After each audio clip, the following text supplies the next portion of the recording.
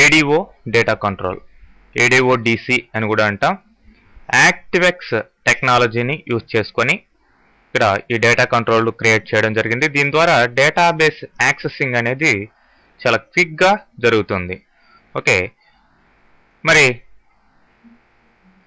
ఇక్కడ దీని ప్రాపర్టీస్ మెయిన్గా connect string, record set, record source ఇవన్నీ ప్రాపర్టీస్గా ఉన్నాయి. మరి ఈ డేటా కంట్రోల్కి కూడా మామూలు ఆర్డినరీ ఇంతకు ముందర చూసిన ఆర్డినరీ డేటా కంట్రోల్ లాగానే బౌండ్ కంట్రోల్స్ ఉంటాయి.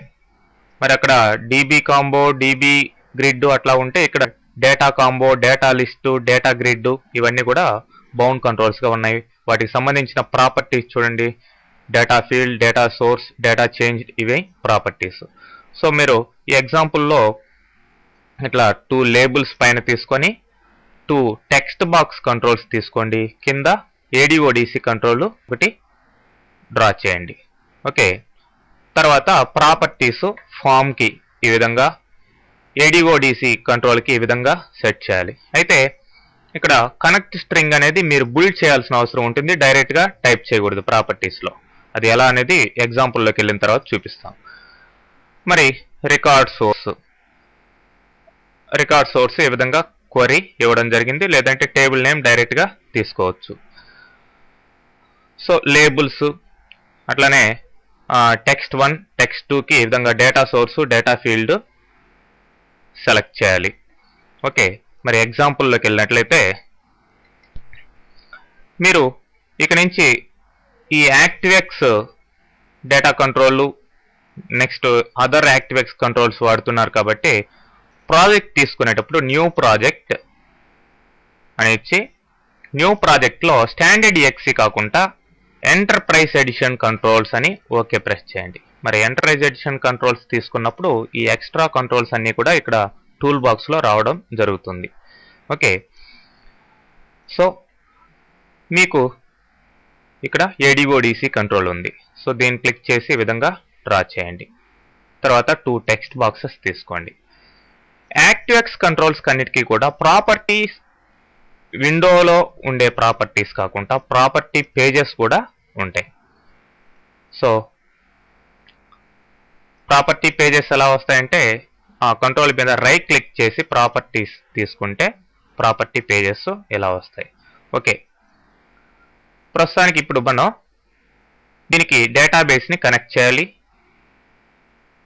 ప్రాపర్టీ పేజెస్ తీసుకోండి, లేదంటే ఇక్కడ ప్రాపర్టీ విండోలోకి వెళ్ళి కూడా కనెక్ట్ స్ట్రింగ్ అని ఉంటుంది, ఇక్కడ దీన్ని బిల్డ్ చేయాలండి. బిల్డ్ క్లిక్ చేసినట్లయితే ఫస్ట్ మీకు ప్రొవైడర్ అడుగుతుంది.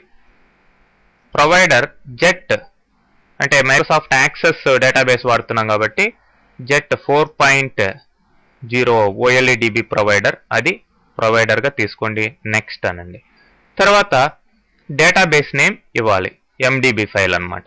మరి ఈ డేటాబేస్ ఫైల్ ఆల్రెడీ నేను ఎగ్జాంపుల్స్ అనే డైరెక్టరీలో ఈ బైబ్లియో అనే ఒక MDB ఫైల్ని పెట్టున్నాను. ఇది డిఫాల్ట్గా ఉంటుంది మీ విజువల్ బేసిక్లో. అది ఎక్కడ అంటే మీ VBని ఎక్కడైతే ఇన్స్టాల్ చేస్తున్నారో ప్రోగ్రామ్ ఫైల్స్, తర్వాత మైక్రోసాఫ్ట్ విజువల్ స్టూడియో VB98 ఇక్కడ బైబ్లియో ఉంటుంది. సో ఓపెన్ చేయండి. తర్వాత కనెక్షన్ని టెస్ట్ చేసి చూడండి. Okay, succeeded. ఓకే అనండి.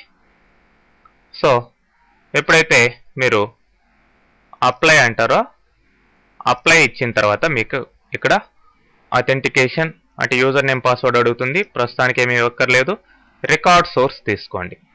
రికార్డ్ సోర్స్ మీకు అక్కడ సెలెక్ట్ స్టార్ ఫ్రమ్ అని టైటిల్స్ అని క్వరీ ఇచ్చున్నాం. అట్లా కాకుండా ఇక్కడ కమాండ్ టైప్ టేబుల్ తీసుకున్నట్లయితే, టెక్స్ట్ తీసుకుంటే క్వరీ రాయాలి. టేబుల్ తీసుకున్నట్లయితే ఇక్కడ ఆ డేటాబేస్లో ఏ టేబుల్స్ ఉన్నాయో అన్నీ వస్తాయి.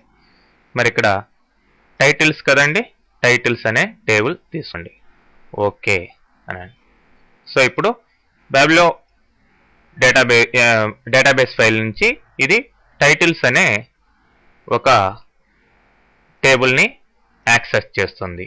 సో ఇప్పుడు ఈ 2 టెక్స్ట్ ఫీల్డ్స్కి మనం ఈ డేటా కంట్రోల్ని కనెక్ట్ చేయాలి. సో ఇక్కడ డేటా సోర్సు దీని పేరు ఇవ్వండి, డేటా సోర్స్ ఇక్కడ క్లిక్ చేసినట్లయితే ఆ యొక్క పేరు ఈ ADODC కంట్రోల్ పేరు వస్తుంది, దాన్ని సెలెక్ట్ చేయండి. అట్లనే దీనికి కూడా డేటా సోర్స్ దాన్నే సెలెక్ట్ చేయండి. తర్వాత ఇక్కడ డేటా ఫీల్డ్ ఏంటి, ఆ టేబుల్లో ఏ ఫీల్డ్స్ ఉన్నాయి, చాలా ఫీల్డ్స్ ఉన్నాయి. మీరు టైటిల్ అనేది ఫస్ట్ దానికి ఇవ్వండి, ISBN అని సెకండ్ దానికి ఇవ్వండి. ఆ రెండిటికే ఇక్కడ యాక్సెసింగ్ తీసుకోవడం జరిగింది. మీకు అన్ని ఫీల్డ్స్కి యాక్సెసింగ్ ఇవ్వాలంటే ఇక్కడ రకరకాల టెక్స్ట్ బాక్సులు క్రియేట్ చేసి అన్నిటికీ కూడా మీరు ఇట్లా data field, data source, data field ఇచ్చి అన్ని ఫీల్డ్స్ యొక్క వాల్యూస్ కూడా చూడొచ్చు. ఓకే, ఇప్పుడు రన్ చేస్తాం. రన్ చేసిన తర్వాత చూడండి, ఒక్కొక్క దాని టైటిల్, ISBN మొత్తం కూడా కనిపిస్తున్నది. నెక్స్ట్ అనండి. ఇది లాస్ట్ మోస్ట్ రికార్డ్, ఇది వెరీ ఫస్ట్ వన్, ఇది నెక్స్ట్, ఇది ప్రీవియస్. ఇట్లా మనం డేటాని ఈ ADODC కంట్రోల్ ద్వారా యాక్సెస్ చేసుకోవచ్చు. మెయిన్గా మీరు ఫస్ట్ చేయాల్సింది రైట్ క్లిక్ చేసైనా లేదంటే ప్రాపర్టీ విండోలైనా సరే ప్రాపర్టీస్ తీసుకొని కనెక్ట్ స్ట్రింగ్ని బిల్డ్ చేసి దాంట్లో డేటాబేస్ నేమ్ ప్రొవైడర్ని, డేటాబేస్ నేమ్ని తీసుకొని టెస్ట్ చెప్పి తర్వాత రికార్డ్ సోర్స్ని తీసుకొని ఓకే అని తర్వాత వీటికి డేటా సోర్సు, డేటా ఫీల్డ్ ఇచ్చి